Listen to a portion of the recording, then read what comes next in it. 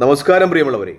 Iran Israel യുദ്ധം വെടിനിർത്തലേക്ക് പ്രവേശിക്കെ ഇറാനിൽ കടന്നുകയറി അവിടുത്തെ എല്ലാ വിവരങ്ങളും ചോർത്തി ഇസ്രായേലിന് കൈമാറിയിരുന്ന മൊസാദിൻ്റെ ഒരു ചാരവനിതയെക്കുറിച്ചുള്ള വിവരണം വലിയ ചർച്ചയാവുകയാണ്. വലിയ ആശ്ചര്യമുണ്ടാക്കുന്നതാണ് അവരുടെ കഥ. പേര് കാതറിൻ പെരസ് ശക്തമെന്നാണ്. ഇവരൊരു ഫ്രഞ്ച് ജൂതവനിതയാണ്, ഫ്രഞ്ചുകാരിയാണ്, ജൂതവനിതയാണ്. ഇവർ ലണ്ടനിൽ പഠിക്കുന്ന സമയത്ത് യമനിയായ ഒരു ഷിയ മുസ്ലിമുമായിട്ട് പ്രണയിച്ചു കല്യാണം കഴിച്ചു. ഈ പ്രണയവും കല്യാണവും തന്നെ അവർക്ക് ചാരപ്രവർത്തനം നടത്താനുള്ളൊരു ഉപാധിയായിരുന്നു എന്നാണ് സംഗതികൾ പഠിക്കുമ്പോൾ വ്യക്തമാകുന്നത്. കാരണം ഇവർ ഫ്രഞ്ച് ജൂത സ്ത്രീയാണ്. ലണ്ടനിൽ പഠിക്കുന്ന സമയത്ത് ഷിയ മുസ്ലിമായ ഒരു യമനി പൗരനുമായി പ്രണയിച്ചു കല്യാണം കഴിച്ചു. അതിനുശേഷം ഇവർ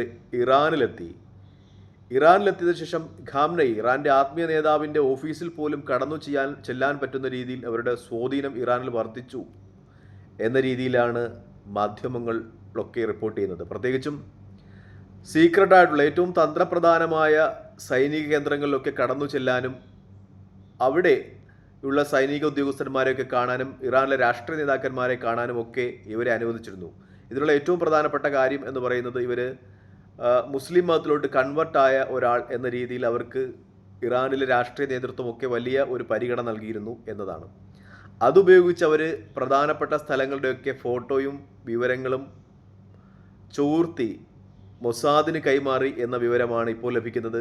അങ്ങനെയാണ് മൊസാദ് ആദ്യത്തെ 13-ാം തീയതി നടന്ന ആക്രമണത്തിൽ ഇറാൻ്റെ സൈനിക നേതൃത്വത്തെയും ശാസ്ത്രകാരന്മാരെയും വധിക്കുന്നത് എന്ന വാർത്തയാണ് ഇപ്പോൾ ഏറ്റവും പ്രധാനമായിട്ട് ഇറാൻ മാധ്യമങ്ങൾ റിപ്പോർട്ട് ചെയ്യുന്നത്.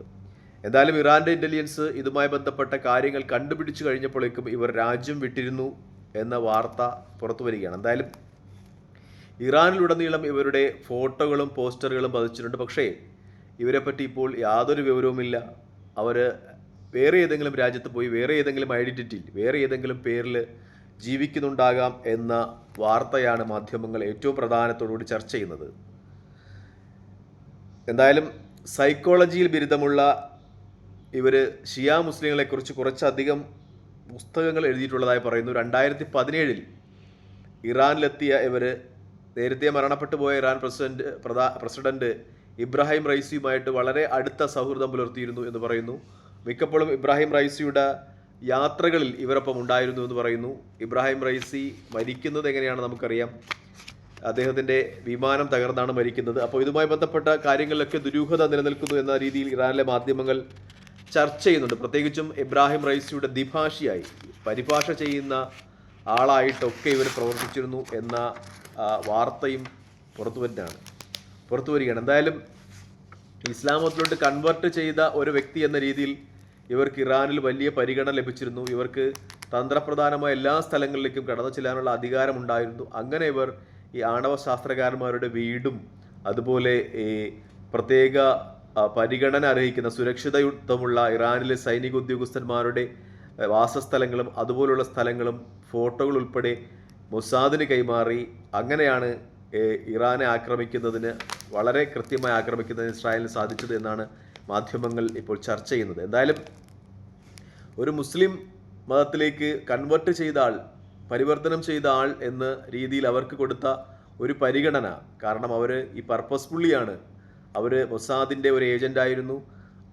അവിടെ ഇറാനിൽ ചാരപ്രവർത്തനം നടത്തുക എന്ന ഉദ്ദേശത്തോടുകൂടി തന്നെയാണ് അവർ യമനി ഷിയ മുസ്ലിമിനെ പ്രണയിച്ച് കല്യാണം കഴിച്ചതും ഇറാനിലെത്തുന്നതും.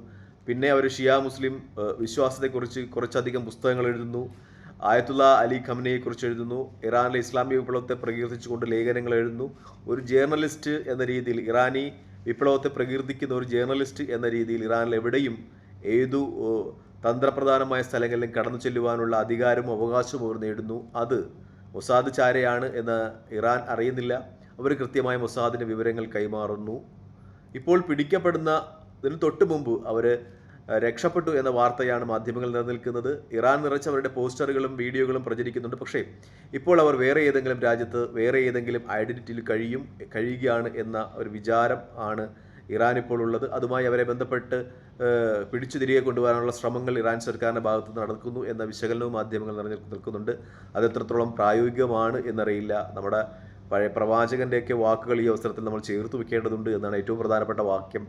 പ്രത്യേകിച്ചും നേരത്തെ Iran president Ahmad Ali Nijad അദ്ദേഹത്തിൻ്റെ ചില പ്രസ്താവനകൾ ഉണ്ടായിരുന്നു. ഇറാനിൽ പ്രത്യേകിച്ചും ഇറാനിലെ ഗവൺമെൻറ് വൃത്തങ്ങളിലും അതുപോലെയുള്ള ഭരണ തലങ്ങളിലുമൊക്കെ വലിയ തോതിൽ ഇസ്രായേൽ ചാരന്മാർ നുഴഞ്ഞു കയറിയിട്ടുണ്ട് എന്ന് അഹമ്മദ് അലി നിജാദിൻ്റെ പ്രസ്താവന ഈ തരുണത്തിൽ നമ്മൾ ഓർമ്മിക്കേണ്ടതാണ്. തൽക്കാലം ഈ വീഡിയോ ഇടവാങ്ങിയാണ്. മറ്റൊരു വീഡിയോ കാണുന്നവരെ നന്ദി, നമസ്കാരം, ജയ് ഹിന്ദ്. വീഡിയോ ഇഷ്ടപ്പെടുന്നുണ്ടെങ്കിൽ ലൈക്ക് ചെയ്യുക, ഷെയർ ചെയ്യുക, കമൻറ്റ് ചെയ്യുക. മറ്റൊരു വീഡിയോ കാണുന്നവരെ ജയ് ഹിന്ദ്.